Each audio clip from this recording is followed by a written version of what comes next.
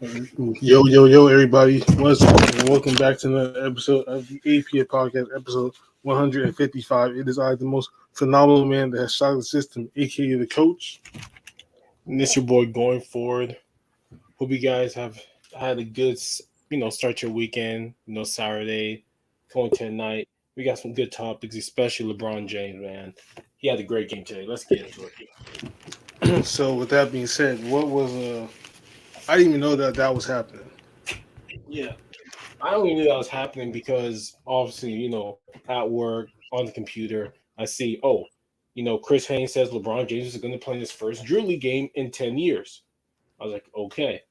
And then, I started to see some clips of him, hitting fade, doing his patented fadeaways, his sidestep LeBron. And then, they say the NBA gets a link for the game. I guess they found a person to tell them to go to the game and show the game. So I watched on the NBA website, and their team won by 2 points. DeMar DeRozan at the end of the game was kind of like, he was having a tough time scoring.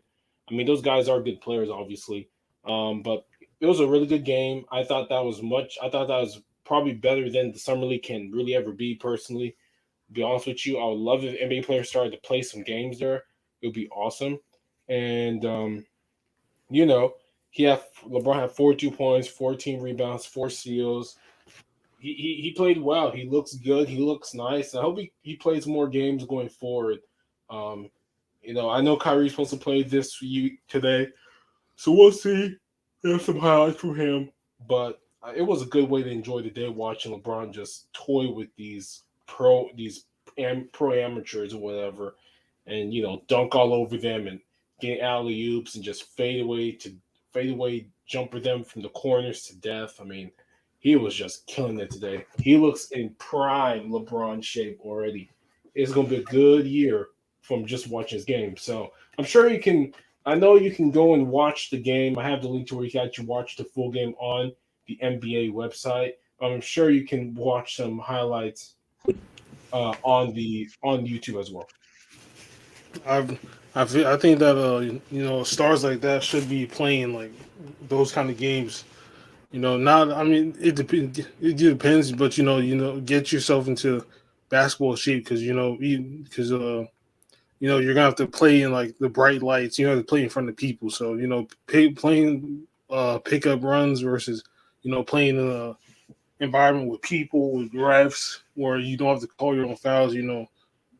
Basically keep yourself in prime basketball shape. I think that's what a lot of these NBA guys should do. To keep yourself ready at all times because even getting kicked out like the first round or not making it to the playoffs, that's a long time.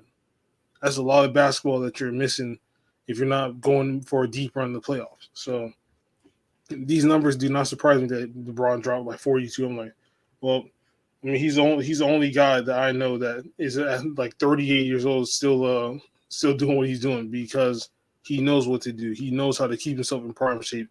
He spent he makes a lot of money and spends a lot on himself. Is what you should be doing, and people should be taking notes on that because if you want to have I mean, not everybody's gonna have a LeBron like career where the average like 27 for like 15 years straight. But if you want to have like a good career, look at the guy that has been doing it all, and that the guy that has broken many records, being at the top of the level. Look at Kobe. Kobe declined after he got a Achilles injury against Golden State. Look at Jordan after he left Chicago, wasn't the same. Shaq after he left Miami wasn't the same. So those guys, they did not. I wouldn't say they didn't take the steps, but they wasn't. Well, Kobe is. I mean, he's kind of like, what can he do when he's getting injured like every year for the last 4 years? So I mean, there's only so much that he could do. Jordan took a lot of downtime, you know, and Shaq was just, as you get older, all that weight you're carrying around up and down the floor, starts taxing. So, uh, for all these future stars that come in the NBA and I want to have a long career, just look at LeBron. and he's going to be the perfect blueprint of how to have a long and outstanding career. So DeAndre Ayton has signed a 4-year, $133 million deal with the Pacers. Then the Suns matched that, and now he's going to stay. So, what do you think about this? What do you think about this little trade, little this signing that happened? Well, obviously, Is it going to be good for them? Is it going to be is it a mistake that they signed him? Is it going to be good for that they signed him, or should they just let him walk? well, from what because this happened, during the week, and I read articles and listened to people talk, and really the thing was that DeAndre wanted a designated rookie max, and the Phoenix Suns said no. So the Phoenix Suns were knowing that he's restricted, that any team that's going to pick him up, they can match it, allow them to go to the market. And the Indiana Pacers gave him that 4-year 133, and they signed him. Um, Now, one interesting thing is that because they got him on the signing trade, DeAndre Ayton cannot be traded until January 15th, and he has to agree to be traded. So they have no control over anything. He has all the control for the next year in terms of possibly a Kevin Durant trade of that sort. Now, I think it was a good idea for them. Look, they won 64 games last year. I really do think they really probably should have made the Western Conference Finals, but at the end of the year, maybe it was the money, maybe, and also they just had a black swan event of a game. But I thought it was right. I mean, this same team got to the finals the year before this last year one, and they got better this year. They just happened to kind of have a failure. Plus, Chris Paul, every time we go far in the playoffs, he's not as good as he was before in the other round. So that's part of it. And I just think, it's the best plan of action. I don't think they really should go for Kevin Durant because they're going to deplete their team so bad. They have a bare shot with these three guys for the next couple of years. So I think it was the best decision. The Phoenix Suns wanted him. They just didn't want to give him 5 years. So they got him for 4. He's happy with his money. They're happy, and hopefully they can go to the season. But I think it was a good decision for them. He's a good big. He can score. He's an actual scoring threat. He's got some moves in the post. So it's a good decision for both parties involved because going to Indiana for the bag is okay, but I mean You're not going to win. it's not going to win.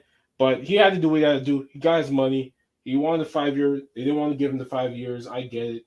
So everybody's happy, and I'm sure they'll keep him on the team. But I think this gets Phoenix out of the Kevin Durant sweepstakes, and I think this makes it more apparent that Kevin Durant will be on the Brooklyn Nets for the start of the season this coming year. And I think it's a blessing in disguise for him because you never know. They could come out of nowhere and be a very good team, and maybe he starts to reconsider because Brooklyn has also made it known through the grapevine that their uh, preferred resolution is Kevin Durant stays in Brooklyn. So we will see. I also think that this is a good choice because it's like I said, they have the perfect setup like that I've always dreamed for a team to have. They have the point guard and Chris Paul, they have the shooting guard and Devin Booker, and then they have the inside guy DeAndre Ayton.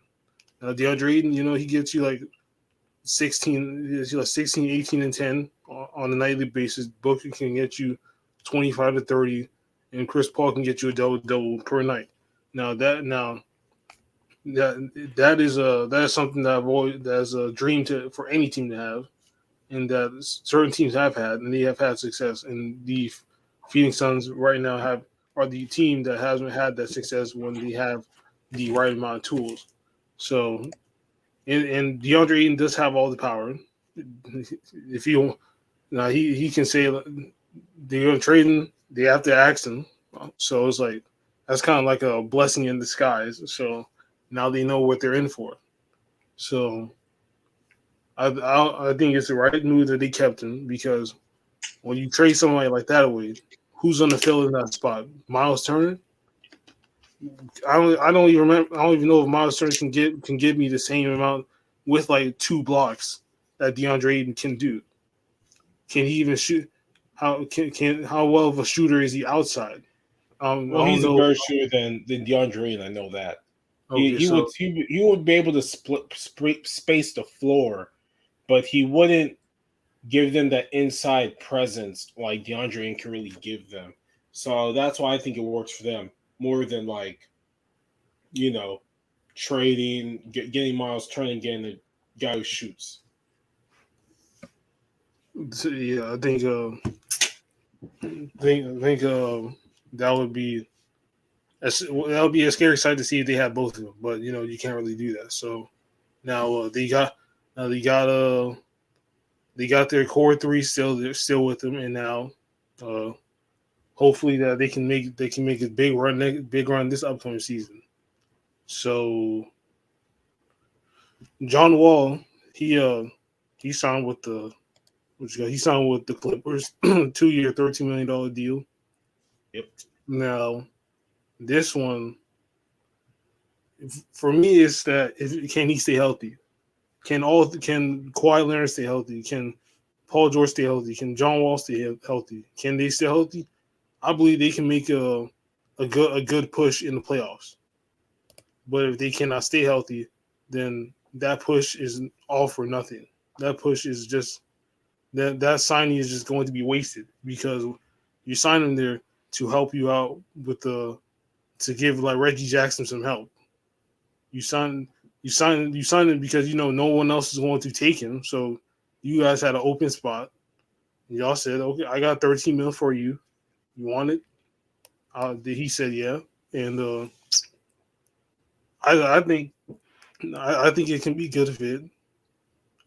Even though we haven't seen John Wall play in like 3 years, so it's going to be interesting to see how much of an impact he makes for them.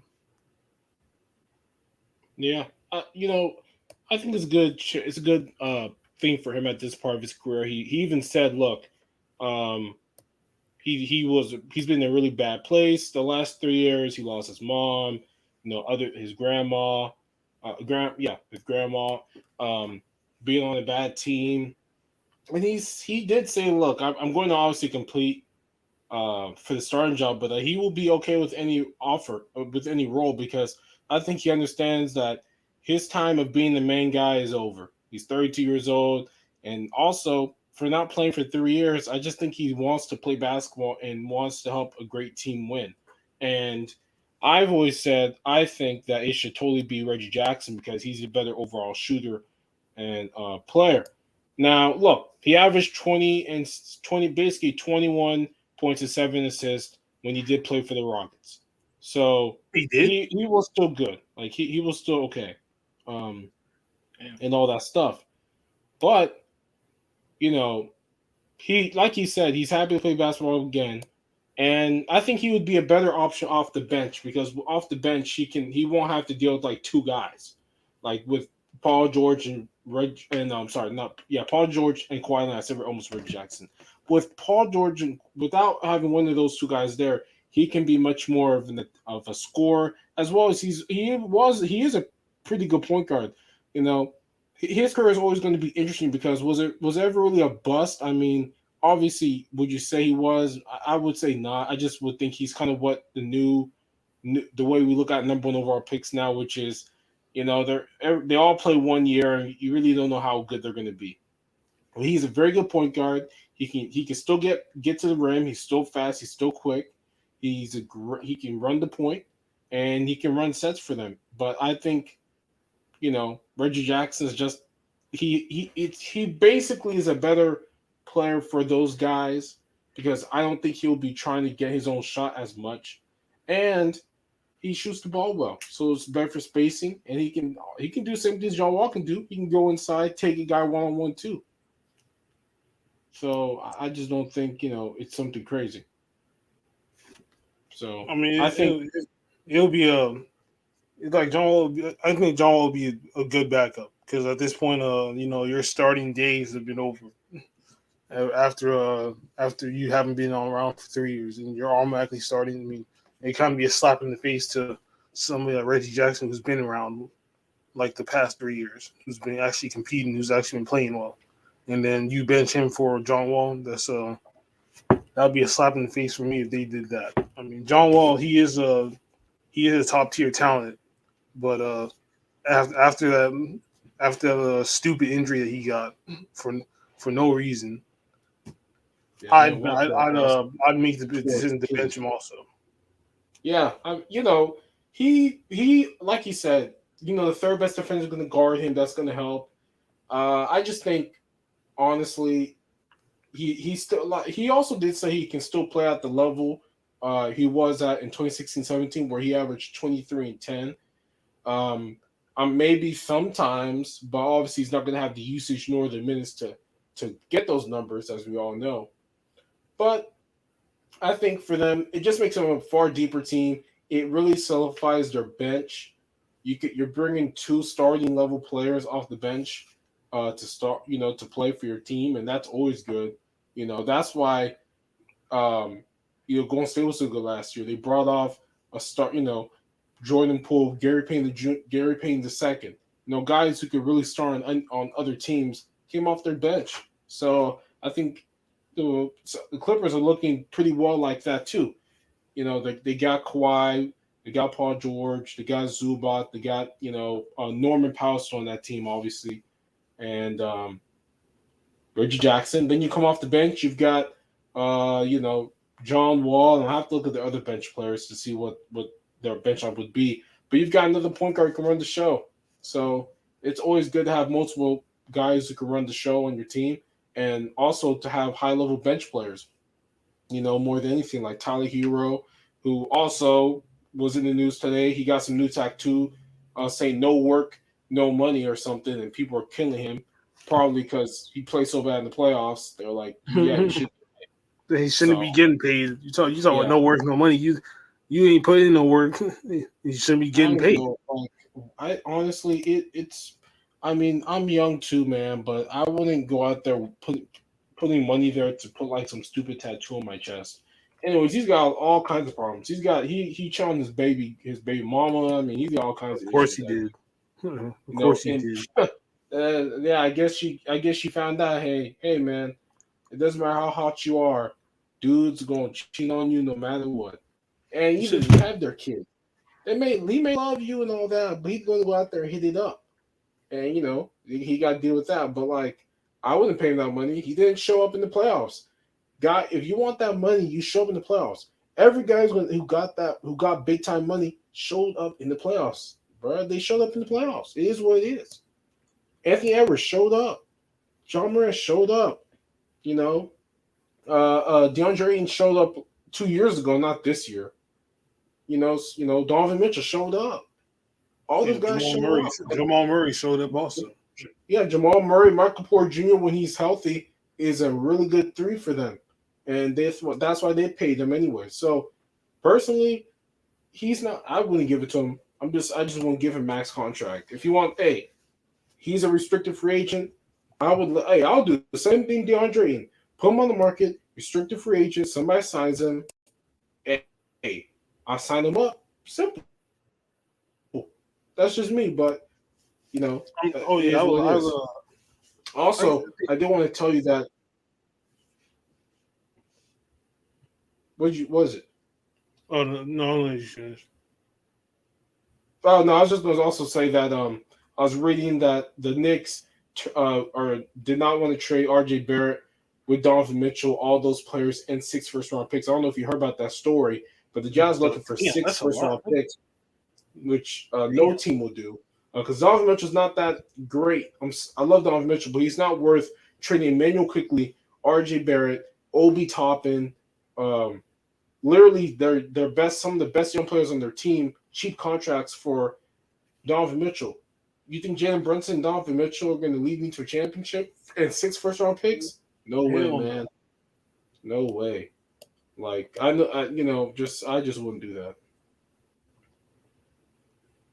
They're gonna gut out their whole team and future draftees for one dude that hasn't even made it past the second round. Nice one. Yeah. Nice. Don't Yeah, don't know that's about really that. nuts, man. Like I know they're feeling themselves because they had somehow bamboozled the Timberwolves out of 5 first round picks and a bunch of dude players. Um, but no, that's not going to happen. Also, you know, bringing the information today is that the Lakers were looking to get Patrick Beverly from the Jazz, but they said they're not willing to trade Taylor Horn Tucker because again, the Lakers understand he's probably their best young player they've got. And like until we see like Scott Pippen Jr., Sharif O'Neal, and Max Christie, but he's their best young player. He's cheap. He's only 20 years old, and they're not trying to trade him. They're not trying to get more expensive players for him. And he's also, as I say, he's a young player. So that's another thing the Lakers are talking.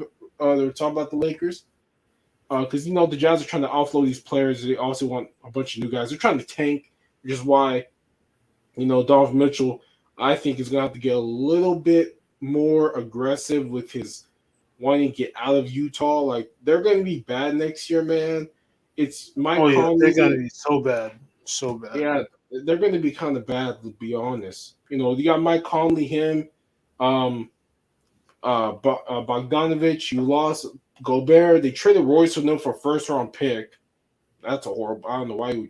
Anyways, Royce O'Neal is cool, but I think he's a worse Robert Covington because I never see him make any threes whenever I watch him play. Oh my Um, god, the Jazz in general, they just miss threes. It's Yeah, just they do. It's fun. They miss so much. They really do. I know.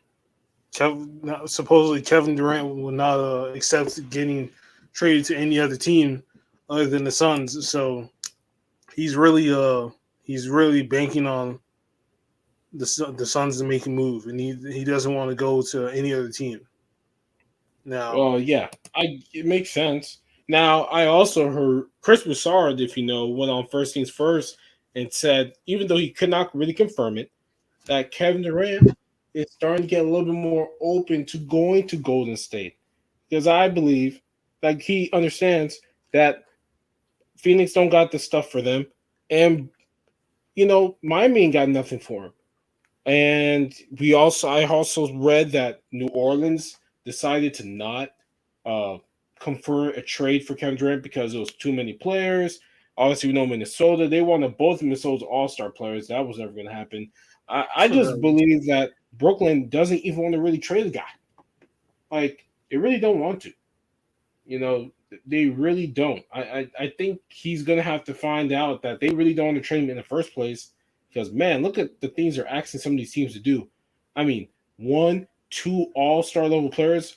Anthony Edwards and Karl Anthony Towns on any given year for the foreseeable future could be second team All NBA players. I mean, top 10, top 15 NBA players in a given season. I would not trade that away for Kevin Durant at 34 years old. I think, and Kevin has done this to himself too. Like with his personality and his demeanor, I wouldn't want to trade for a guy who's 34 years old and may want to leave after a year. You know, that's just And me. not only that, he has now built a reputation that well, not a reputation, but he also screwed himself over by re-signing Brooklyn. He could He have really waited did. until next year and then did what he wanted to do. Did he Yeah, think about it's that? true. No. Like Did he want to wait for that? No. He wanted to. He thought that he what had he to. had right there was like, okay, I'm gonna stay here for 4 years. Yeah, You no, can't predict the future too easily because look what happened. yeah. It's interesting. Like for him to get to take that 1 year where they were, yes, they were one jump shot away from, getting to the finals because I think they will have probably beaten the Atlanta Hawks. I do think that he took that 1 year. Was like, yeah, sign me up for 4 more years, and then everything goes down the drain. He gets her Kyrie vaccination, and James Harden's like, I don't want this no more, and they let him go because they're like, yeah, we traded for him, but we got KD and Kyrie on deals. They wanted to be here, so we'll let him go. Then you've got Kyrie trying to find a sign and trade. and not be able to find one. Then he opts in, and people still believe he's going to get traded eventually to the Lakers once the season starts getting closer, maybe, because I don't think they want him around that team, infusing him all kinds of bad energy.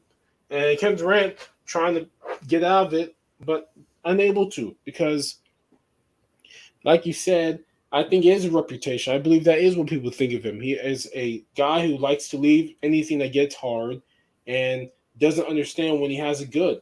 He had to get in Golden State, got tired of it. He wanted to go to Brooklyn to, I don't know, a hoop or whatever. But let's be honest, he also went there to build a legacy, because his legacy, as Skip Bayless says, he saved Steph's legacy, but Steph saved his legacy, allowed him to create his legacy. And because of Steph winning, that legacy is now in question. Not only because he won, then also with him deciding that team losing 4-0 this season, him leaving, it's hurt him. It's hurt him so bad. And I know he cares about these things. You can't tell me that he doesn't care about how people think about him in the basketball world. He's not that delusional. He's not that I don't care stuff. It's okay to care. But you can't believe it when these players say I don't listen to nothing. They do. We know that. Look at Golden State. Golden State went out there and talked, being all petty, which is fine by me. When you win, be petty. But they cared. Steph Curry remembers something that what's his name? Kendrick Perkins said and Dominique Fosberg said on First Take one day, like a year ago plus, when he said they're going to win 0 championships. When Nick Wright said that when he got Andrew Wiggins, they got no NBA. They're never going to get back to NBA Finals. Like, players care. So Kevin Durant understands. There's a reason why one of the reports I read said when Steph Curry won the championship, he said, "I need to get out of here." Like, it's kind of ironic how that actually happened. I was like, wow, you gonna leave after you won, really? But before you was just comfortable. It's a coincidence how somebody else went, how your old teammate wins, then now you want to leave. But when they lose, oh, you want to stay. You want to stay and re-sign with Brooklyn. Come on now. He's the type of dude. He signed 2 year. He basically signed like a 4-year deal staying with Golden State, and he signed two-year deals, right, for like 100 million and 120 million, 4 years, two-year deals. So why didn't he not decide this? Why did he decided to sign a 4-year signing trade, 160 million, and then sign a 4-year, 190 million extension. So now he's gonna be with that team until like 2026, 27, something like that. 25, 26 or something. He's gonna be there for another 4 years. And he knows that he's built a reputation that he wants to leave. Why did he not sign like 1-year deal? Like, why did he not sign like a 2-year deal with a second-year player option? Why did he not do that? Because he's seen what he had, like I said, and he said, "Okay, I'm good." Well, it's all coming downhill. Kyrie didn't stop playing. James Harden left, and now he got injured. So now he's like, "Damn, the best thing that got going for me is now gone, and now I'm trying to leave again." Yeah. Yeah. So you heard about Westbrook, right? No. His agent 14 years. He's gone, and he kind of went after a little bit after Russ. He's basically saying Russ may be asking for a trade out of the Lakers, even though other people, very very big insiders, have said Russell Westbrook has not asked for a trade. Now I don't know what the differences really are. Maybe the difference is that maybe it's something. It is interesting, forcing your kind of relationship going down the drain like that. Um, but yeah, that's what I was reading. Was that maybe it was due to his future over the Lakers? Maybe he said he should stay, and he, in his version, Russ was probably thinking about leaving. Even though I don't know how you're supposed to get traded when you're worth, $47 million. I don't know how the hell you're supposed to be traded. I don't know I don't know who's going to want you for that amount. I mean, Yeah, Jesus I agree. Christ. Like unless Oklahoma City wants to like take all that money and like let it go because they're gonna be they have like no players. Like, Shea Gilchrist is getting paid, but because they basically have nobody else getting paid, they can maybe do it. But it's it was one of those interesting things. The difference is excuse me. What was the differences? Because he wanted to leave or wanted to stay. I don't know, but I thought that was an interesting little thing that happened. Russell Westbrook parting ways with his agent, especially during this time where there's a lot of talk about him being traded and for Oh, Kyrie. he didn't resign with his agent. Yeah, he didn't keep his agent's he did not renew his agent's uh Oh, contract. contract. I guess. I Hmm. mean, they probably do have a contract, so he didn't renew it after this year. Obviously, it has something to do with how they're handling his future, how he thinks about it. If I'm him, I would stay on this team. Why leave? I mean, they're not going to pay you 47 million, man. They're not going to do that. Um, yes, are they waiting for Kyrie? Of course they are. He knows that. We know that. And if you're going to force a trade, I mean, look, I'll say this: the next say, man, I want to get traded. I want to pick his maybe like now. You really get traded. We don't want this. They because the Nets on picks, and I know they said they don't want that. Started would end this and hypothetically be like I didn't want, but currently there's been no talk about that. Uh, you know, currently, I wonder what these new agents gonna go to Clutch Sports. Probably not, because LeBron and stuff. So it'll be interesting who he goes to in the future for agent. But I was just thinking that maybe like it's just weird that the guy said like they had that he should stay on the Lakers. Like that's such a weird thing to say. So does that mean that Russ Westbrook wanted to leave the Lakers? It's interesting. It's such a weird thing to ask. So, I've seen what Adam Silver has been talking about recently, and he's been talking about we don't like to see players requesting trades, and we don't like to see it playing out the way it is now. I Man, I don't know hate what this. he expects.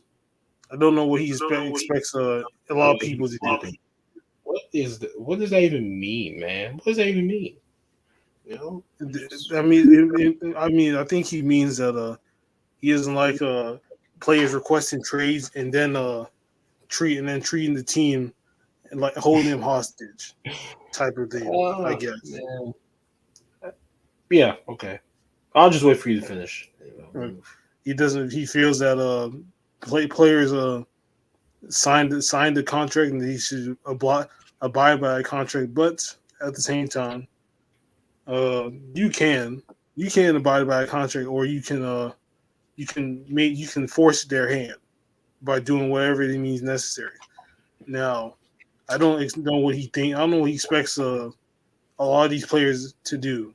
Uh, in a situation that you're not happy in, the situation that you do not like to be in, the situation that you wish to not be a part of anymore. Why would you stay?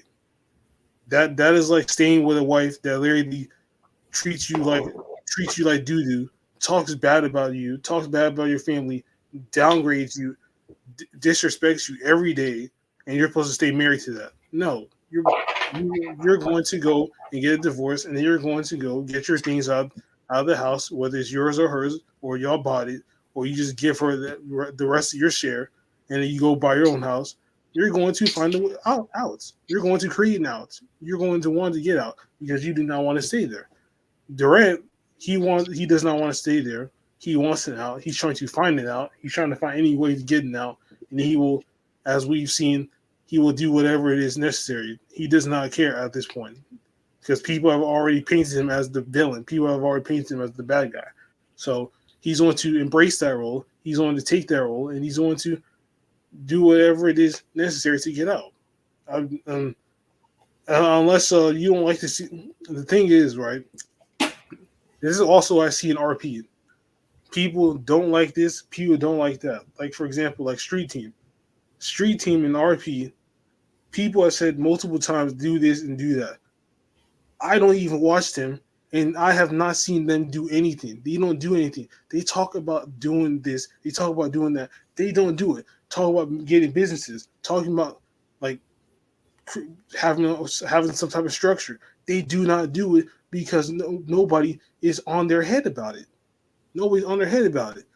If Adam Silver does not like to see where it is, why doesn't he step in and do something about it? Oh wait, you can't because you're the commissioner. It's probably going to be conflict of interest that you're going to try and stop a trade, like what happened with the Chris Paul trade.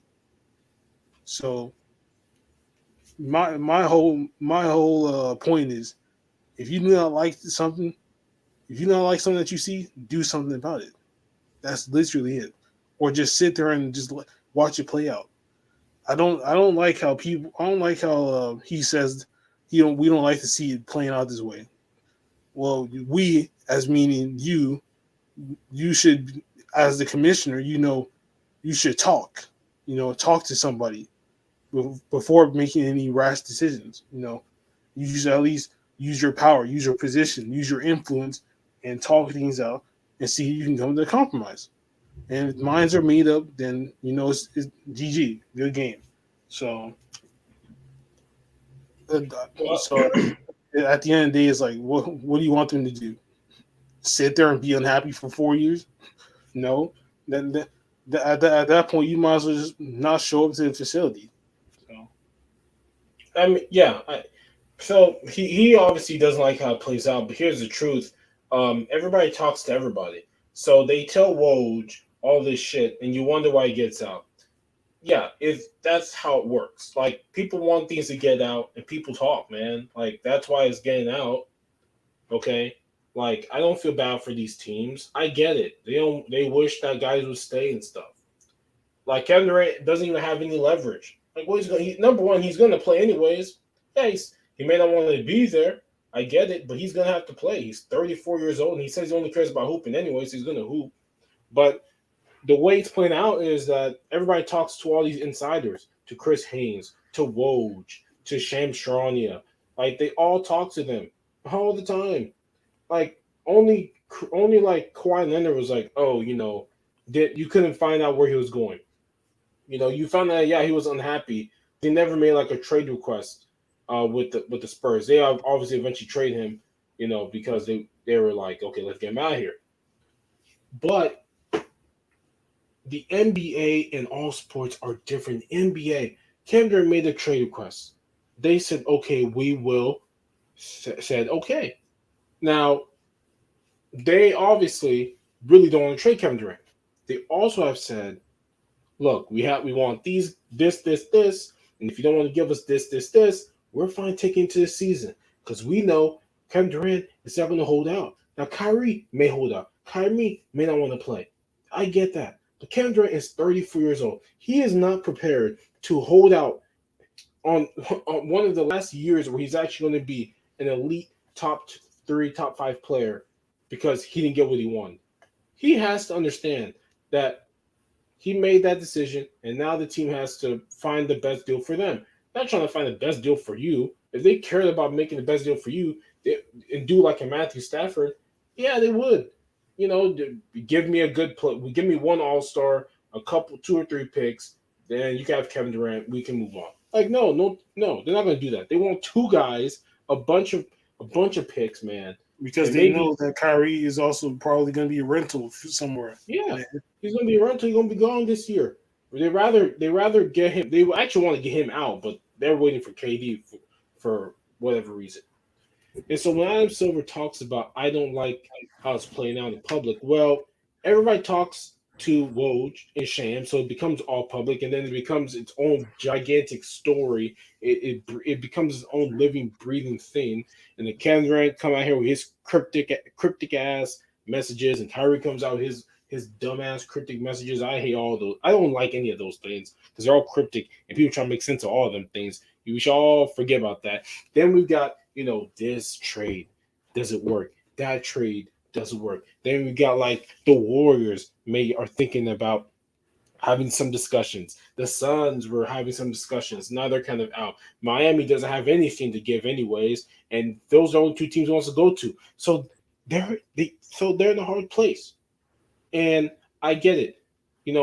These players do have to be careful because the next CBA next year, come on, man, they're coming for you guys. They're coming for you. They're going to change some language in the contracts. The contracts are going to be a completely different thing. Guaranteed money is going to be done in a different way, and it's going to be tied to staying on those teams for more than 2 years, man. It is what it is. But no, if I'm unhappy, I'm going to say, yeah, I want to be traded. And you got to go find the trade. Kendra ain't going to force them dudes to trade him. Okay, yeah. Yeah, I want to be traded. Cool. I went to them. I talked to them. I talked to him first. It got out because one of them talked. I mean, you're gonna blame the team. Them dudes, them teams talk to the same Chris Haynes and the same Shams. So it always gets out. I wish they wouldn't get out. I wish they would say, yeah, we're doing a trade request. Says nothing. And then you only find out because teams are calling, Brooklyn's calling for that shit. Rich Kleinman told Woj, "Oh yeah, my player want put in a trade request. What do you want? What are you supposed to do? Not tell them? I mean, come on, man. It's just ridiculous. Like he's worried about that stuff. You know what you should be worried about? The NBA. They took away the take foul, which is great. They're trying to do an in-season tournament, which I think is interesting. Oh yeah, what is that take foul? Yeah. Oh, but the whole like fast break, foul them, so it stops fast break. So now, oh yeah, okay, yeah, now it's like one shot. If you do the foul, it's one shot. Anybody can take the shot, and they get the ball back.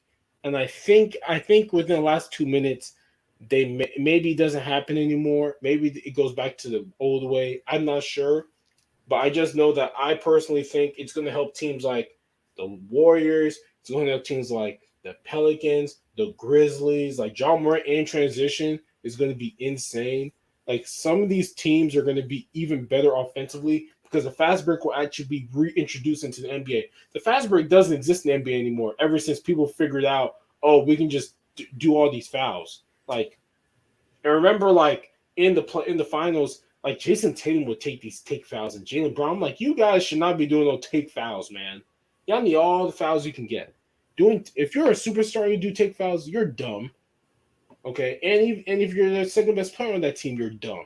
The only people who should be taking take fouls are your worst players on your starting lineup and your third best player because you can survive without him. You can't survive with Jason Tatum taking like 2 fouls to stop a fast break.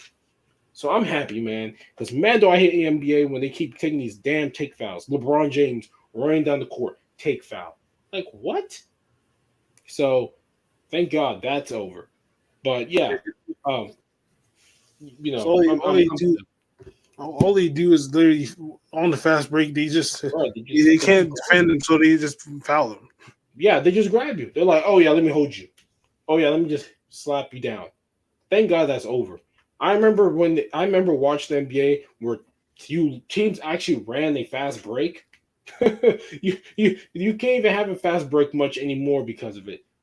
You can't because people literally waste fouls stopping a fast break, and I hate it. I'm like, that messes with the momentum of basketball. Like basketball is not meant to be played that way. Like every like 10 or 15 possessions, take foul because you're tired and you can't run no more. So thank God and somebody's gonna do it in the first 10 games, do that like take foul nonsense and get like destroyed for it. Because they're like, why are you doing take foul, man? So that's one thing that happened. Also, the in-season tournament. Now, the in-season tournament is for all 30 teams, which I think is good. And I'm still waiting for how they're gonna do it. in terms of like, is it like March Madness, 30 teams, we all play until we have 18 left? That's my thing. Personally, I don't know why they're doing pool play. This is how I would do it. You got 30 teams in the NBA, right? Yeah. So why don't we just play this season at this certain point in the season when the mid-season the tournament's supposed to happen? The record of all the teams in the league, and whoever's got the best record is one. Whoever gets the best record is third, and we go so far, so forth. And we have ties, and we have tiebreakers that already exist in the NBA that we can use for that, and move on.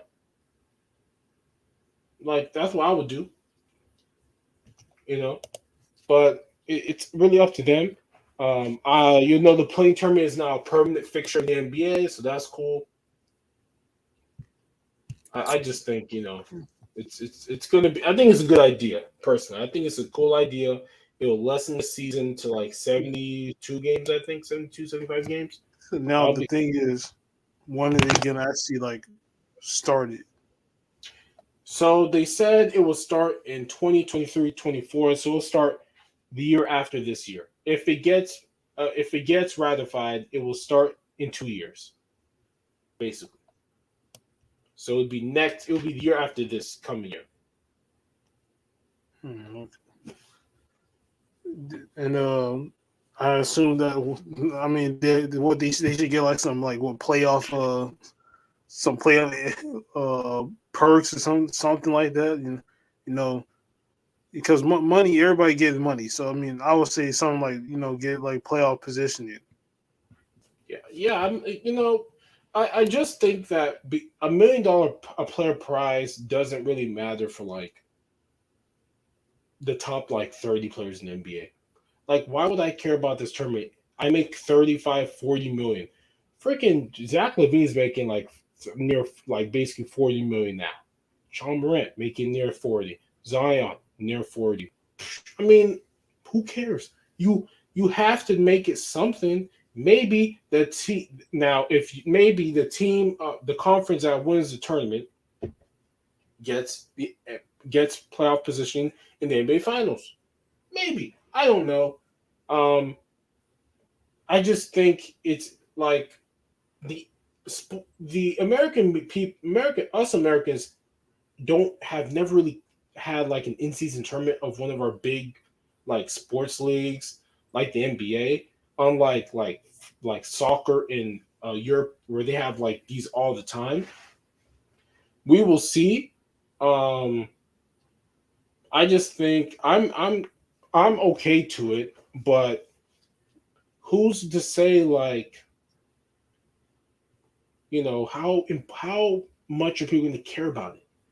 Okay, you win this in season thing, you get $1 million extra and maybe some incentives, but like who's to say certain teams aren't going to rest their players somewhat, play a little bit less minutes?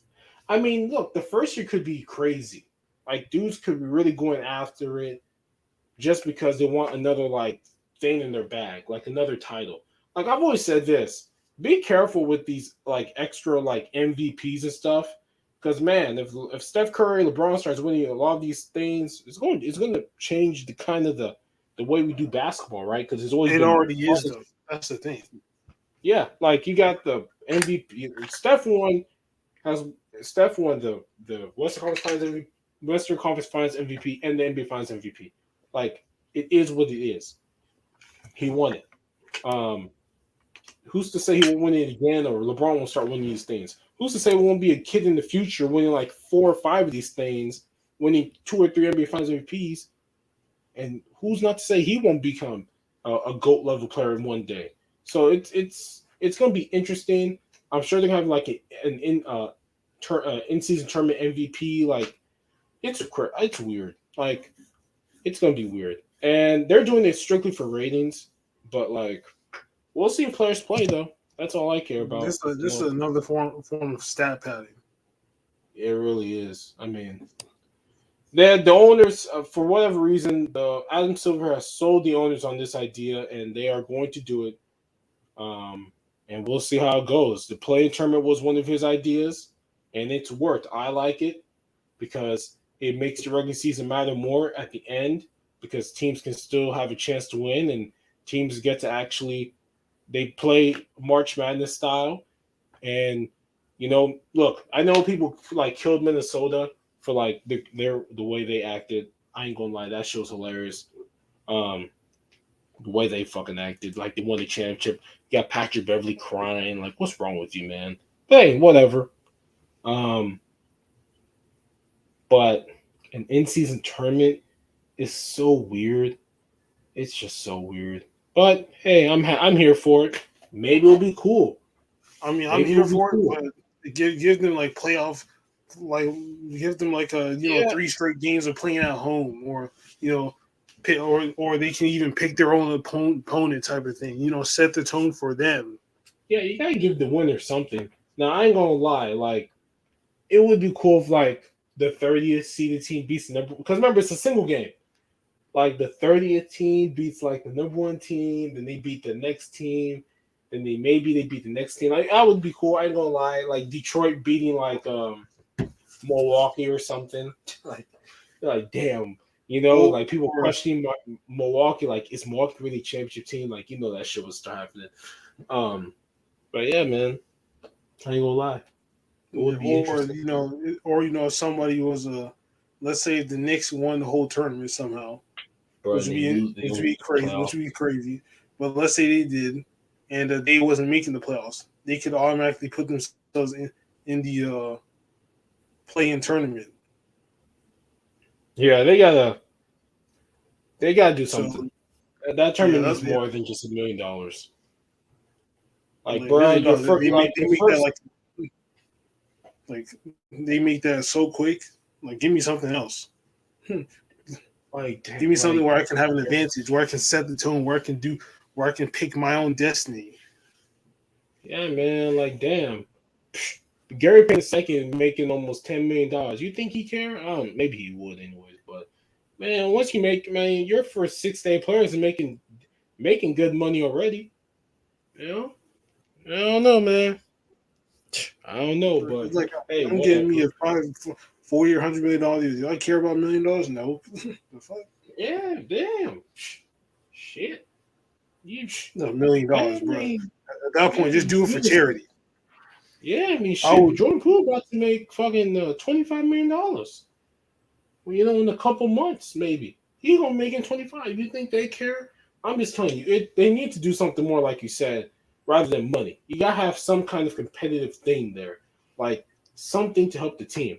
Like, the World Series. The reason why players play hard for the World Series is that if whoever wins the World Series gets home field advantage in the World Series. I'm sorry, in the All Star game, gets home field advantage in the World Series. So that's why teams play hard because whoever makes it from that conference gets home court advantage in the World Series. So maybe in this tournament, who the team that wins in the conference, obviously the conference who wins gets home court advantage. So maybe you put that in there. Obviously you can't put for the team, but more for the conference. A reason why a team like would really try. I don't know. Maybe that team who wins if they make the playoffs, they get home court advantage throughout the playoffs. Even if they play a team with a better record than them, who knows? But it is 2 years away. We still don't have really any kind of true basis. All we know, as I've said, is that 30 teams will play each other. They all break down eventually to an 8 single elimination tournament, and then um, a final four. Now, I don't fucking know if it's like the top 14s from each pool play this tournament. Maybe that's that bullshit. I don't know. That's just gonna be fucking weird, dude. Where if that does happen, those 8 teams are gonna be more tired than those other teams. So you're gonna have to make their schedules kind of a little weird if they make it, right? Because you don't want to get a competitive advantage.